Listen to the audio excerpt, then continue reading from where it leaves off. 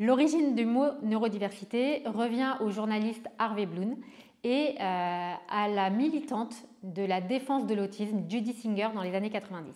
La neurodiversité n'est pas juste un concept, c'est une réalité biologique, physiologique, tout comme la biodiversité. En fait, c'est la diversité des fonctionnements humains. Avec les empreintes digitales, le cerveau humain est le seul organe qui est différent d'un être humain à l'autre. À la différence que les empreintes digitales ne changent pas, sauf si on se brûle ou si on a un accident. Le cerveau a une caractéristique principale, sa caractéristique principale est sa plasticité. Le cerveau, dès lors que l'enfant a un cerveau dans le ventre de sa mère, se modifie, et ça tout au long de la vie. C'est un organe qui est plastique et qui se modifie en fonction des conditions dans lesquelles il évolue. Quand on parle de neurodiversité, c'est donc le spectre, un spectre très large qui va du fonctionnement du cerveau humain, donc du fonctionnement du cerveau à l'état typique, qui représente à peu près 80% de la population, au fonctionnement du cerveau à l'état atypique, qui représente à peu près 20% de la population, donc à savoir une personne sur 5. Il n'y a pas de cerveau neuronormal, il y a des cerveaux qui ont un fonctionnement typique et des cerveaux qui ont un fonctionnement atypique. Et grâce à l'avancée des recherches en neurosciences et aux connaissances médicales, on peut aujourd'hui définir les profils de la neurodiversité qui sont le TDAH, le trouble du déficit de l'attention avec ou sans hyperactivité, les différents troubles 10, la dyslexie, la dyspraxie et la dysphasie. La dyslexie, c'est un trouble du langage écrit, la dysphasie est un trouble du langage oral et la dyspraxie, un trouble du geste. Ces troubles peuvent en induire d'autres qui sont la dyscalculie, la dysgraphie et la dysorthographie. Il y a également le TSA, le trouble du spectre de l'autisme, qui est un spectre très large, qui va d'un degré très léger à un degré très sévère, comme les personnes autistes non verbales. Il y a également le haut potentiel intellectuel, qui fait partie de la neurodiversité, qui n'est pas un trouble, comme le TSA, le TDAH et les troubles 10 qui sont des troubles du neurodéveloppement. Le haut potentiel intellectuel est un fonctionnement différent du cerveau. Et il y a également le syndrome de Gilles de la Tourette qui fait partie des profils de la neurodiversité. On en parle souvent comme des handicaps invisibles. Or, même si ce sont des fonctionnements qui parfois peuvent être handicapants, ce ne sont pas forcément des handicaps. Il n'y a pas forcément de reconnaissance handicap ou de reconnaissance MDPH pour les enfants et reconnaissance RQTH pour les adultes.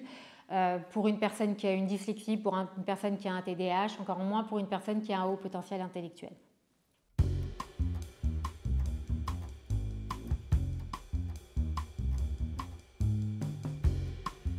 Il y a encore trop de préjugés présents dans la société et justement les médias ont un rôle pour passer au-delà de ces préjugés. On dit les hyperactifs sont ingérables, les hauts potentiels sont trop compliqués, les autistes ne savent pas communiquer, etc. Les médias ont un vrai rôle de sensibilisation, d'information, justement pour passer au-delà de ces préjugés.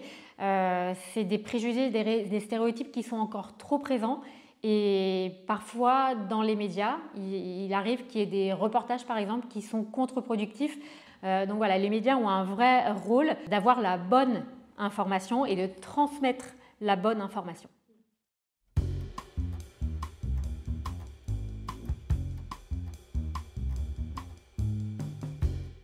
On parle plus d'autisme, on parle beaucoup d'autisme et c'est tant mieux parce qu'il y a 40 ans, on n'en parlait pas du tout, il y a 30 ans un peu plus, etc. Donc on en parle plus mais c'est tant mieux, mais on ne parle pas des autres profils de la neurodiversité ou en tout cas pas encore assez. Par exemple le trouble du déficit de l'attention avec ou sans hyperactivité, le TDAH, il y a encore 10 ans, personne ne savait ce que c'était. Aujourd'hui on en parle.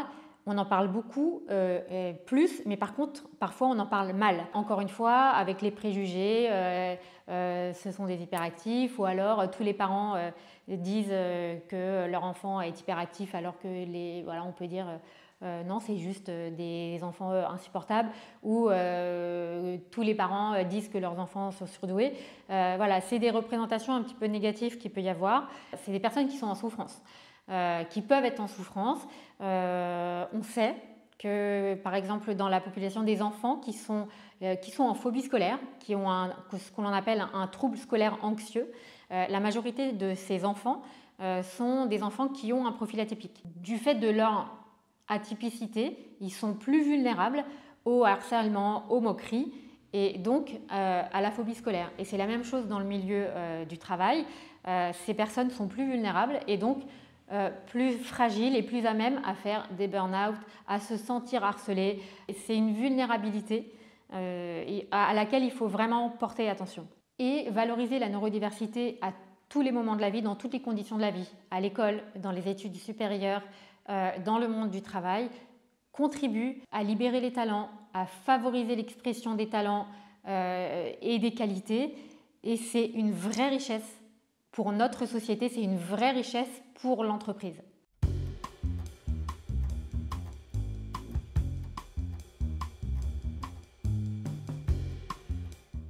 Il y a des entreprises qui travaillent sur la neurodiversité, qui ont une politique neuro-inclusive par éthique, parce qu'elles travaillent sur la diversité de manière générale, sur la diversité de religion, la diversité de genre. La neurodiversité en fait partie, et donc il y a des entreprises qui travaillent déjà sur le sujet. Alors voilà, il y a des entreprises qui sont plus ou moins avancées. Dans le cadre de mon activité, j'accompagne des collaborateurs qui me disent être en décalage, se sentir malmenés, voire maltraités. Par exemple, certains me disent on me reproche d'être trop rapide, on me reproche de travailler trop vite. Enfin, je veux dire, c'est pas terrible de travailler trop vite. Bah si, pourtant il y en a pour qui c'est un reproche, parce que du coup on donne un projet, la personne va le faire en une journée alors qu'on lui a donné une semaine. Alors on va dire que en fait c'est un feignant. Non, en fait elle l'aura très bien fait.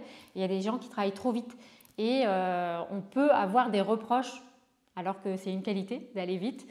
Mais c'est le genre de reproche qu'on peut avoir, de dire les gens me trouvent bizarre. On m'a déjà demandé d'aider une personne à changer, un collaborateur qui m'a déjà demandé de l'aider à changer parce qu'il se trouvait bizarre, qu'il est trop en décalage par rapport aux autres.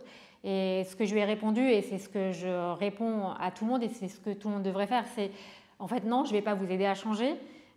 Vous devez comprendre votre fonctionnement, vous avez un fonctionnement, vous devez comprendre qui vous êtes et comment vous fonctionnez pour pouvoir l'expliquer aux autres.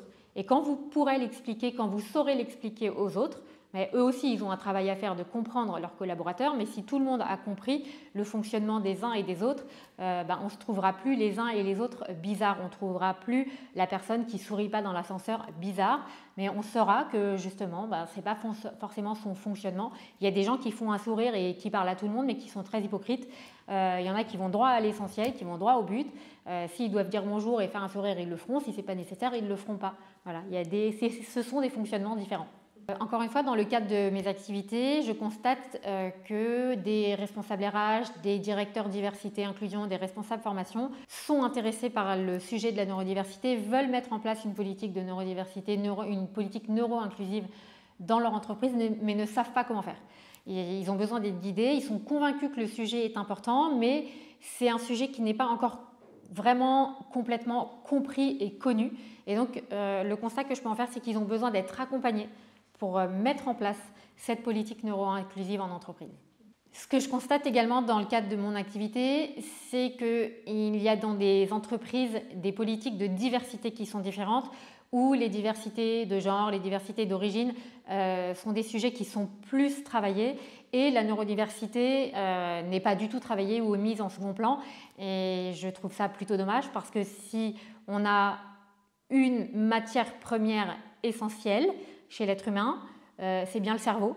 Et donc là, on parle de neurodiversité, on parle de diversité cognitive, on parle de fonctionnement du cerveau. Et donc c'est la matière première d'un collaborateur dans l'entreprise. Donc pour moi, c'est absolument essentiel d'avoir une politique neuro-inclusive dans l'entreprise, de travailler sur la neurodiversité et d'avoir un environnement favorable, favorisant et sécurisant.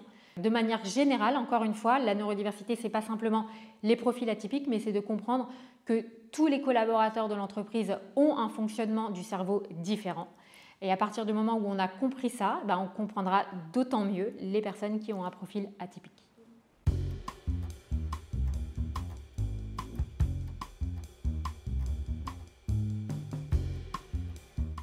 Comme le système scolaire, on a un système scolaire en France qui est un petit peu en retard par rapport à d'autres pays et c'est pareil pour le monde du travail. Il y a des sujets sur lesquels on est un petit peu en retard. Dans les pays du nord de l'Europe, au Canada, aux États-Unis, en Angleterre, ils mettent en valeur les capacités, les qualités, les compétences de la personne. Dans les entretiens, dans les recherches de collaborateurs, ce qui est favorisé, c'est la compétence de la personne. De la même manière qu'à l'école, ils vont mettre en évidence, ils vont favoriser le feedback positif par exemple. À un enfant, quand on lui dit « ouais c'est bien, bon t'as pas eu une super note mais j'ai vu que tu as fait des efforts », dire la même chose en entreprise à un collaborateur, c'est en termes neuropsychologiques, c'est un prérequis à l'apprentissage. Et en fait, on est en situation d'apprentissage tout au long de la vie. Travailler, c'est un apprentissage. Et avoir un feedback positif, avoir toujours une reconnaissance de ses qualités, de ses capacités, même si on a des difficultés, en fait, ça favorise l'expression des qualités, des compétences, l'efficacité. Et ça, dans les autres pays, on sait le faire. Et depuis longtemps. En France, on a encore un petit peu de travail à faire là-dessus. On cite souvent l'exemple de Google, qui a été un des précurseurs à mettre des environnements favorables au bien-être des employés. Ça se fait de plus en plus, de mettre des salles de repos et d'avoir des environnements de travail favorables où on se sent bien, on a envie de travailler. Et encore une fois, je fais le parallèle avec l'enfant. Un enfant heureux d'apprendre apprend bien. Et un collaborateur heureux de travailler travaille bien. Et c'est l'essentiel. En fait, c'est bénéfique encore une fois pour tout le monde, pour le collaborateur et pour l'entreprise dans laquelle il travaille.